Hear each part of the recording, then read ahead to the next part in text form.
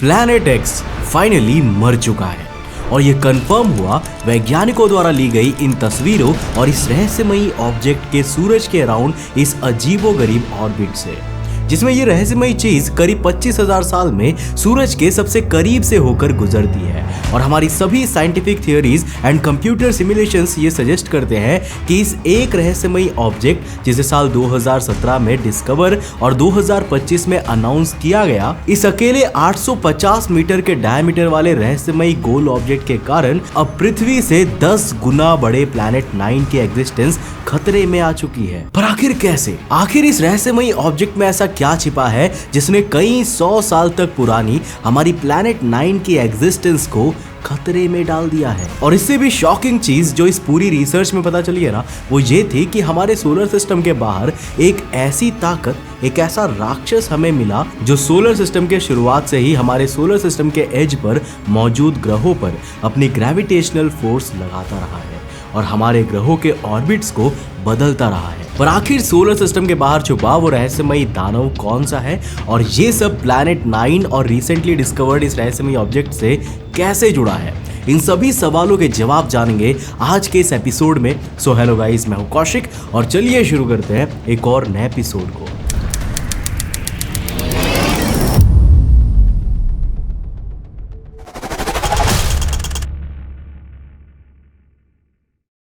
दोस्तों, वीडियो में आगे बढ़ने से पहले जिस तरह आप मेरे साथ YouTube पे जुड़े हुए हो, मैं चाहूंगा कि आप उसी तरह मेरे साथ Instagram पे भी जुड़ जाओ। ये है मेरा Instagram का user handle, link description box में जाके फॉलो कर लें। साल 1930 की एक सर्द रात एरिजोना के लोवेल ऑब्जर्वेटरी में 24 साल का क्लाइड टॉम्बोग अकेला बैठा था और अपने सामने टेलीस्कोप की फोटो प्लेट्स को बार बार देख रहा था। यहाँ उसका काम था फोटोज में आए हर छोटे से छोटे चमकीले स्पॉट्स की मूवमेंट्स को देखना। ये मेथड उस टाइम सोलर सिस्टम में मून्स और प्लैनेट्स की डिस्कवरी के लिए यूज होता था और उस वक्त पूरी दुनिया सोलर सिस्टम के एज पर मौजूद एक रहस्यमयी ग्रह प्लैनेट एक्स की तलाश में थी। पृथ्वी से करीब 9 गुना बड़ा एक ग्रह जो नेपच्यून और यूरेनस के ऑर्बिट को बदल रहा था, वो भी बिना दिखे।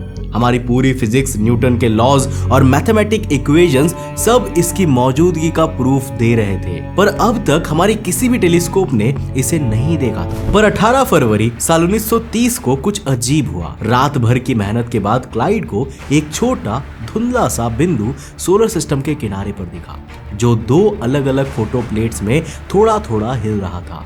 वो ना तो कोई तारा था, ना कोई धूमकेतु, लेकिन हर बार अपनी जगह बदल रहा था। जब क्लाइड ने यह खोज साइंटिफिक कम्युनिटी के सामने रखी तो एक्साइटमेंट फैल गई। उसी ऑब्जेक्ट को प्लूटो नाम दिया गया और अगले कुछ महीनों में उसे सोलर सिस्टम का 9th प्लैनेट घोषित किया गया। अब हमारे स्कूल की किताबों में प्लूटो जुड़ गया था। बच्चों ने उसे एक क्यूट छोटा प्लैनेट मान लिया और पूरी दुनिया को लगा हमें प्लैनेट एक्स मिल गया है। लेकिन कुछ सालों के बाद ये साफ हो गया कि प्लूटो इतना छोटा है कि वो यूरेनस या नेपच्यून की ऑर्बिट को डिस्टर्ब कर ही नहीं सकता। प्लूटो सिर्फ एक आइसी ड्वार्फ था जिसका मास प्लैनेट एक्स जितना नहीं था। तो क्या इसका मतलब पृथ्वी से 9 गुना बड़ा एक मैसिव सुपर अर्थ प्लैनेट अभी भी सोलर सिस्टम में कहीं छुपा है? ये मिस्ट्री करीब 90 सालों तक चली, जब तक प्रिंसटन और इंस्टीट्यूट फॉर एडवांस स्टडी के 3 रिसर्चर्स ने साल 2017 में एक छुपा हुआ ड्वार्फ प्लैनेट नहीं ढूंढ निकाला। ये वैज्ञानिक सिहाओ चेंग, जियाक्सुआन ली और एरितास यांग ने टेलीस्कोप की पुरानी फोटोज को स्टडी करते वक्त एक बहुत अजीब चीज नोटिस की। एक हल्का ऑब्जेक्ट जो हमेशा सेम पाथ फॉलो कर रहा था। इस ऑब्जेक्ट को नाम दिया गया 2017 OF201। इसकी डिस्कवरी भले ही साल 2017 में हुई, लेकिन इसकी अनाउंसमेंट साल 2025 में की गई। जिस ऑब्जेक्ट को साल 2011 से 2017 के बीच ली गई टेलीस्कोप तस्वीरों में डिटेक्ट किया गया, वो टेलीस्कोप में क्लियरली नजर नहीं आता था, लेकिन उसका जो ऑर्बिट था ना, वो बहुत ही शॉकिंग था। ये सोलर सिस्टम की बाउंड्री पर 45 एस्ट्रोनॉमिकल यूनिट से लेकर 1600 एस्ट्रोनॉमिकल यूनिट तक का सफर करता था। इसका मतलब ये था कि जब ये ऑब्जेक्ट लास्ट टाइम सूरज के पास से गुजरा था ना, तो इंसानों ने टेलीस्कोप भी नहीं बनाया था। ये ऑब्जेक्ट शायद सोलर सिस्टम का सबसे अजीब ड्वार्फ प्लैनेट था। बहुत प्राचीन, बहुत ही दूर और बहुत ज्यादा स्टेबल। और यही स्टेबिलिटी वैज्ञानिकों को परेशान कर रही थी। देखो, अगर प्लैनेट 9 जैसा massive hidden planet solar system के बाहर मौजूद होता ना, तो 2017 OF201 की ऑर्बिट बिल्कुल स्टेबल नहीं रह पाती। प्लैनेट 9 की ग्रेविटी 2017 OF201 जैसे छोटे ड्वार्फ प्लैनेट को सोलर सिस्टम से बाहर फेंक देती या फिर उसकी ऑर्बिट को अनस्टेबल कर देती। लेकिन 2017 OF201 कॉन्फिडेंटली अपने ऑर्बिट में घूम रहा था। वैज्ञानिक कंफ्यूज थे, क्या 2017 OF201 का स्टेबल होना प्लैनेट 9 की थियरी को खत्म कर रहा है? अब इसी कंफ्यूजन को सॉल्व करने के लिए रिसर्चर्स ने 2017 OF201 की ऑर्बिट को कंप्यूटर सिमुलेशंस में टेस्ट करना शुरू किया। लेकिन जब रिजल्ट्स आए तो वैज्ञानिक और भी कंफ्यूज हो गए। 2017 OF201 सिर्फ स्टेबल ही नहीं था, बल्कि उसका ऑर्बिट भी एक ऐसी अजीब डायरेक्शन में टिल्टेड था जो किसी भी प्लैनेट की थियरी में फिट नहीं होती। आखिर ये था क्या? अगर प्लैनेट 9 एग्जिस्ट नहीं करता तो ये ड्वार्फ प्लैनेट इतनी अजीब ऑर्बिट में स्टेबल कैसे है? और अगर प्लैनेट 9 मौजूद है तो 2017 OF201 की ऑर्बिट इतनी अनयूजुअल और यूनिक कैसे बनी हुई है? वैज्ञानिक अब एक तीसरी और भी शॉकिंग पॉसिबिलिटी पर सोचने लगे। क्या सोलर सिस्टम के आउटर एज पर कोई अननोन ग्रेविटेशनल फोर्स है जो हमें अभी तक दिखाई नहीं दे रहा है? क्या ऐसा हो सकता है कि हमारे सोलर सिस्टम से बाहर गैलेक्सी के गहरे अंधेरों में कोई अनसीन ताकत चुपके से हमारे पूरे सोलर सिस्टम को कंट्रोल कर रही हो?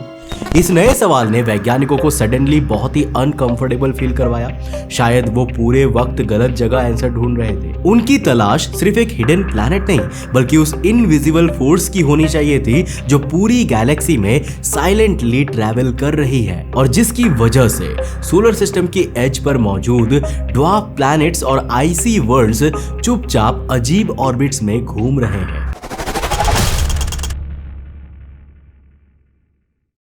तो देखो, प्लैनेट 9 की मिस्ट्री जितनी अजीब थी उतनी ही पुरानी भी थी। लेकिन ये पहली बार नहीं हुआ था कि साइंस में किसी हिडन प्लैनेट का आइडिया सामने आया हो और फिर वो गलत साबित हुआ हो। 19th सेंचुरी में भी एक ऐसी ही सिचुएशन क्रिएट हुई थी जब मरकरी के ऑर्बिट को लेकर वैज्ञानिक काफी परेशान हो गए थे। उस वक्त भी वैज्ञानिकों ने एक हिडन प्लैनेट इमेजिन किया था जिसका नाम रखा गया था प्लैनेट वल्कन। ये प्लैनेट कभी नहीं मिला, लेकिन उसकी इमेजिनरी ग्रेविटेशनल इफेक्ट ने वैज्ञानिकों को कई सालों तक कंफ्यूज किए रखा। लेकिन जब आइंस्टाइन की जनरल थियरी ऑफ रिलेटिविटी सामने आई ना, तो ये पता चला कि मरकरी की ऑर्बिट की प्रॉब्लम किसी हिडन प्लैनेट की वजह से नहीं हो रही है, बल्कि ग्रेविटी की गलत अंडरस्टैंडिंग की वजह से हो रही थी। मरकरी की ऑर्बिट का अजीब बिहेवियर आइंस्टाइन की थियरी ने परफेक्टली एक्सप्लेन कर दिया था। हिडन प्लैनेट वल्कन कभी एग्जिस्ट ही नहीं करता था, वो बस वैज्ञानिकों की इमेजिनेशंस थी जो उन्होंने इनकम्प्लीट डेटा को समझने के लिए क्रिएट कर दी थी। अब वही सिचुएशन प्लैनेट 9 के साथ भी हो रही थी, क्योंकि सच ये है कि कभी कभी विज्ञान भी एक इल्यूजन में फंस जाती है। एक ऐसा इल्यूजन जहां हम सिर्फ वही देखते हैं जो हम देखना चाहते हैं, और प्लैनेट 9 की थियरी बिल्कुल एक ऐसी ही इल्यूजन है। ये प्लैनेट कभी भी किसी टेलीस्कोप में क्लियरली देखा नहीं गया, लेकिन इसका नाम फिजिक्स के टेक्स्ट बुक से लेकर यूट्यूब वीडियोस तक हर जगह पॉपुलर हो गया। लेकिन आखिर ये शुरू कैसे हुआ और फिर गलत साबित कैसे हो गया? तो इस पूरी कहानी की शुरुआत होती है 19th सेंचुरी में नेपच्यून और यूरेनस की डिस्कवरी के बाद, जब वैज्ञानिकों ने इन प्लैनेट्स के ऑर्बिट को मैथमेटिकली सिमुलेट किया तो ये पता चला कि इनका ऑर्बिट वैसा नहीं है जैसा न्यूटन और आइंस्टाइन की थियरीज सजेस्ट करती है। जिसके बाद मैथमेटिशियंस ने रियलाइज किया कि आज नेपच्यून और यूरेनस के जो ऑर्बिट है ना, वो स्टेबल तभी संभव है जब उन पर कोई और उनके ही जैसा मैसिव प्लैनेट अपनी ग्रेविटेशनल फोर्स लगा रहा हो। पर हमने जैसा सुना, प्लूटो को पहले वो प्लैनेट माना गया था, पर जब वैज्ञानिकों को रियलाइज हुआ कि प्लूटो उतना मैसिव है ही नहीं, तभी से आइडिया और ज्यादा पॉपुलर होने लगा कि एक जायंट प्लैनेट सोलर सिस्टम के एज पे छुपा हुआ है। इस थियरी को साल 2000 के दौरान और भी ज्यादा फ्यूल तब मिला जब सोलर सिस्टम के एज पर मिले कई और ऑब्जेक्ट्स को स्टडी किया गया, क्योंकि सोलर सिस्टम के ये सबसे डिस्टेंट ऑब्जेक्ट्स जिन्हें extreme trans Neptunian objects ETNOs कहा जाता है, वो भी अपने ऑर्बिट्स में रैंडमली एक स्पेसिफिक डायरेक्शन में क्लस्टर्ड होके सूरज के चक्कर लगा रहे थे। ऐसा तभी हो सकता था जब कोई बड़ा अनसीन प्लैनेट उनकी ग्रेविटी को साइलेंटली कंट्रोल कर रहा हो। इस अनसीन प्लैनेट को उन्होंने नाम दिया प्लैनेट 9। इस प्लैनेट को लेकर वैज्ञानिकों का इमेजिनेशन जोरों शोरों से चलने लगा। कंप्यूटर सिमुलेशन से यह सजेस्ट किया गया कि यह प्लैनेट अर्थ से 5 से 10 गुना बड़ा हो सकता है और सूरज से 200 से लेकर 1200 एस्ट्रोनॉमिकल यूनिट्स जितनी दूरी पर ऑर्बिट करता होगा, जिसके चलते हमारे बनाए किसी भी टेलीस्कोप के लिए उसे डायरेक्टली देखना मुश्किल होगा। अब साइंटिफिक कम्युनिटी में एक्साइटमेंट बढ़ गई और न्यूज हेडलाइंस में एक ही क्वेश्चन था, क्या हम फाइनली सोलर सिस्टम का मिसिंग प्लैनेट ढूंढने वाले हैं?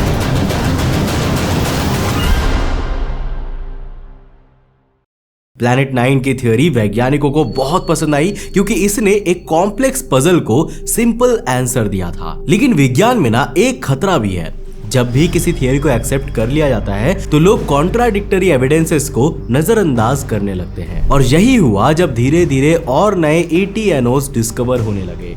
हर नए डिस्कवरी के साथ वो नीट ऑर्बिटल पैटर्न वीक पड़ने लगी। कुछ नए ऑब्जेक्ट्स का ऑर्बिट बिल्कुल अलग था, किसी एक डायरेक्शन में क्लस्टर्ड नहीं था। लेकिन तब भी प्लैनेट 9 का आइडिया लोगों के दिमाग में इतना स्ट्रांगली सेट हो चुका था कि नए कॉन्ट्राडिक्शंस को बस इग्नोर कर दिया गया और यहीं से प्लैनेट 9 का डाउनफॉल शुरू होता है। कुछ एस्ट्रोनॉमर्स ने दोबारा डेटा को अनबायस्ड वे में एग्जामिन किया। उन्होंने ये नोटिस किया कि जो इनिशियल क्लस्टर्ड पैटर्न दिखा था ना, वो एक्चुअली टेलीस्कोप के लिमिटेड व्यू की वजह से था। मतलब हम बस वही ऑब्जेक्ट्स देख रहे थे जो टेलीस्कोप्स की रेंज में क्लियरली दिख रहे थे और बाकी सबको ओवरलुक कर रहे थे। और 2017 OF201 ड्वार्फ प्लैनेट की खोज के बाद अब प्लैनेट 9 की कहानी की एंडिंग साफ हो चुकी है, क्योंकि 2017 OF201 का ऑर्बिटल पैथ किसी भी मैसिव ग्रेविटी के इन्फ्लुएंस में नहीं लगता, जबकि प्लैनेट 9 के लिए हमारे प्रेडिक्टेड 200 से लेकर 1200 एस्ट्रोनॉमिकल यूनिट्स की ऑर्बिट इसके काफी करीब से होता हुआ जाता है। पर इसके बावजूद अगर ये ड्वार्फ प्लैनेट सोलर सिस्टम के एज में इस तरह बिना किसी ग्रेविटी इन्फ्लुएंस को शो किए ऑर्बिट कर रहा है तो इसका मतलब साफ है, शायद प्लैनेट 9 सोलर सिस्टम में कभी मौजूद था ही नहीं। अब इस बात को ना एक और स्टडी कंफर्म करती है, जिसमें जब 2017 OF201 के ऑर्बिटल कैलकुलेशन को अर्ली सोलर सिस्टम के फॉर्मेशन से आज की करंट एज तक सिमुलेट किया गया तो उसमें भी ये देखा गया कि ये ड्वार्फ प्लैनेट कभी एग्जिस्ट ही नहीं करता अगर सोलर सिस्टम के इस रीजन में कोई और मैसिव प्लैनेट होता तो। क्योंकि सिमुलेशन से ये क्लियरली दिखा कि अगर प्लैनेट 9 सच में होता तो 2017 OF201 जैसे छोटे ड्वार्फ प्लैनेट को तो वो कभी भी स्टेबल रहने ही नहीं देता और उसे सोलर सिस्टम के फॉर्मेशन के कुछ लाख सालों में ही सोलर सिस्टम से बाहर की ओर फेंक देता। लेकिन फिर नेपच्यून, यूरेनस और उन ट्रांस नेपच्यूनियन ऑब्जेक्ट्स का क्या? फिर हमारी मैथमेटिकल इक्वेशंस इनके ऑर्बिट्स को एक्सप्लेन करने में क्यों फेल हो ही जा रही है और क्यों हमारी फिजिक्स ये चिल्ला चिल्ला कर बता रही है कि कुछ तो ऐसा है जो इन ग्रहों के ऑर्बिट को अपने मैसिव ग्रेविटेशनल पुल से प्रभावित कर रहा है। अब इसी पॉइंट पर साइंटिफिक कम्युनिटी दो ग्रुप्स में डिवाइड होने लगी। एक वो वैज्ञानिक थे जो अब भी इंसिस्ट कर रहे थे कि प्लैनेट 9 की थ्योरी वैलिड है, बस हमें और ऑब्जर्वेशंस की जरूरत है। दूसरी तरफ रिसर्चर्स सियाओ चेंग, जीसुआन ली और एरितास यांग थे, जिन्होंने कहा था कि अगर प्लैनेट 9 एग्जिस्ट करता तो 2017 OF201 जैसे स्टेबल ऑर्बिट वाले ऑब्जेक्ट का होना इम्पॉसिबल होता। पर असल में हमें जो आगे पता चला उसने इन दोनों ही साइंटिफिक कम्युनिटीज को गलत साबित कर दिया और एक नया यूनिक एक्सप्लेनेशन दिया इन ग्रहों की अजीब ऑर्बिट और 2017 OF201 की सोलर सिस्टम में मौजूदगी का। क्योंकि असल में प्लैनेट 9 की थ्योरी गलत नहीं थी, बस इनकम्प्लीट थी और ये गलती थी हमारे ऑब्जर्वेशन मेथड्स और टेलीस्कोप लिमिटेशंस की। क्योंकि जो फोर्स हमारे सोलर सिस्टम के ग्रहों को प्रभावित कर रही थी ना, वो असल में सोलर सिस्टम के अंदर नहीं बल्कि बाहर थी, हमारी गैलेक्सी में। तो देखो, साइंस के फील्ड में ना सबसे मुश्किल काम होता है अपनी गलती को एक्सेप्ट करना। जब प्लैनेट 9 की थ्योरी डाउटफुल बन गई तो एस्ट्रोनॉमर्स ने फाइनली अपनी नजरें सोलर सिस्टम के अंदर से हटाकर बाहर की तरफ घुमाने शुरू किए। अब वो पूछने लगे कि क्या ये ग्रेविटेशनल फोर्स जो हमें कंफ्यूज कर रही थी वो सोलर सिस्टम के अंदर नहीं बल्कि कहीं बाहर से आ रही है। अब ये नया आइडिया वैज्ञानिकों के लिए शॉकिंग था, क्योंकि हमारे सोलर सिस्टम को हमेशा एक आइसोलेटेड सिस्टम माना जाता था, लेकिन अब एक कंप्लीटली नई एक्सप्लेनेशन सामने आ रही थी। Galactic tidal forces. इसका मतलब है कि हमारी पूरी गैलेक्सी मिल्की वे की ग्रेविटेशनल पावर सोलर सिस्टम के एज पर ऑर्बिट कर रहे स्मॉल ऑब्जेक्ट्स को अफेक्ट कर सकती है। इस कॉन्सेप्ट को समझने के लिए अर्थ के ओशंस की टाइड्स इमेजिन करो। अर्थ के ओशंस में टाइड्स मून की ग्रेविटी की वजह से बनती है। पानी ऊपर नीचे उठता है, लेकिन अगर हमारा पूरा सोलर सिस्टम एक ओशन की तरह हो तो गैलेक्सी की ग्रेविटी उसमें भी एक सटल टाइड क्रिएट कर सकती है। यह ग्रेविटी बहुत वीक होती है और इनर प्लैनेट्स पर इफेक्ट नहीं कर पाती, लेकिन सोलर सिस्टम के आउटर रीजन में ऑर्बिट कर रहे स्मॉल आइसी ऑब्जेक्ट पर इसका इफेक्ट नोटिसेबल हो सकता है। हमारा सोलर सिस्टम मिल्की वे गैलेक्सी के सेंटर के चारों तरफ ऑर्बिट करता है।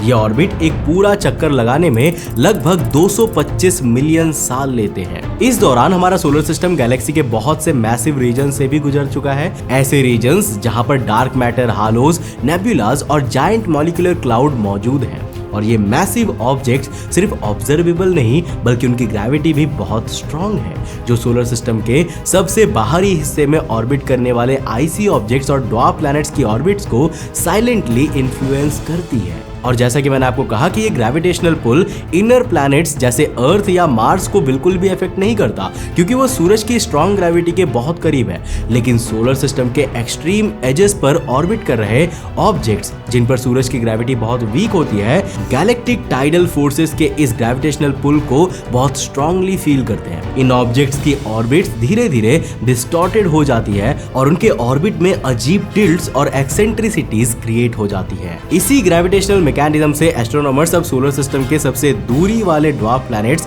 जैसे सेडना, एरिस और अब 2017 OF201 की अजीब ऑर्बिट्स को परफेक्टली एक्सप्लेन कर पा रहे थे। ये ड्वार्फ प्लैनेट्स जिस ग्रेविटेशनल फोर्स की वजह से इतनी अजीब ऑर्बिट्स में मूव कर रहे थे, वो पूरे वक्त एक हिडन प्लैनेट नहीं था, बल्कि गैलेक्सी की ये इनविजिबल ग्रेविटेशनल टाइडल वेव्स थी। लेकिन ये गैलेक्टिक टाइड्स ही एक अकेली नई थियरी नहीं है। एक और फैसिनेटिंग पॉसिबिलिटी भी है जो अर्ली सोलर सिस्टम की हिस्ट्री से जुड़ी है।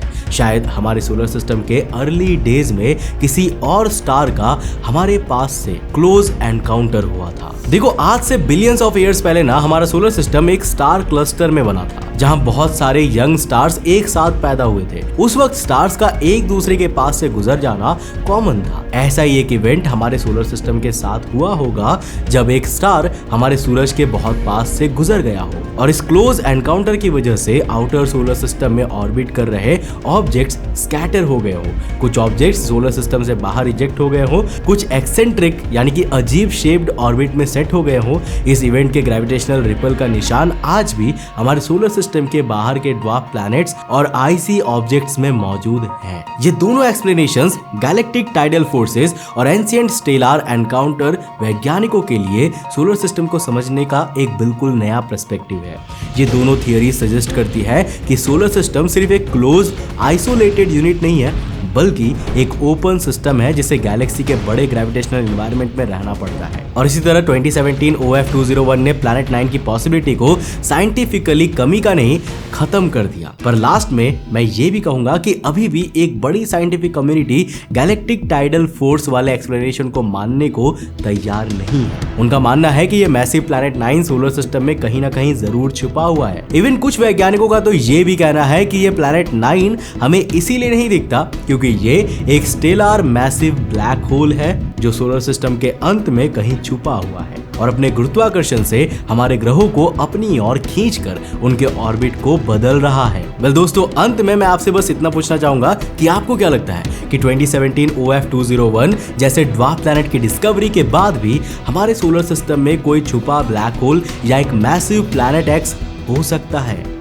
आप अपनी राय मुझे नीचे कमेंट सेक्शन में लिखकर जरूर बताना। अगर वीडियो पसंद आया तो इस वीडियो को लाइक करने के साथ साथ अपने दोस्तों के साथ जरूर शेयर करना। अगर आप नए चैनल पे तो चैनल को सब्सक्राइब करने के साथ साथ नोटिफिकेशन बेल ऑन कर देना। और अगर आपको ये वीडियो पसंद आया ना तो मैं आपको रिकमेंड करूंगा कि आप अगली वीडियो इससे जाकर जरूर देखना, जिसमें हमने बात किया है कि डिफरेंट प्लैनेट्स पर जाने से आपके साथ क्या हाल होगा। ये वीडियो बहुत ही अमेजिंग है, जिसमें आपको पता चलेगा कि स्पेस सूट पहनने के बाद भी आप दूसरे ग्रहों में कितनी देरी तक सर्वाइव कर सकते हो। मैं मिलता हूं आपको नेक्स्ट एपिसोड के साथ, तब तक के लिए बाय।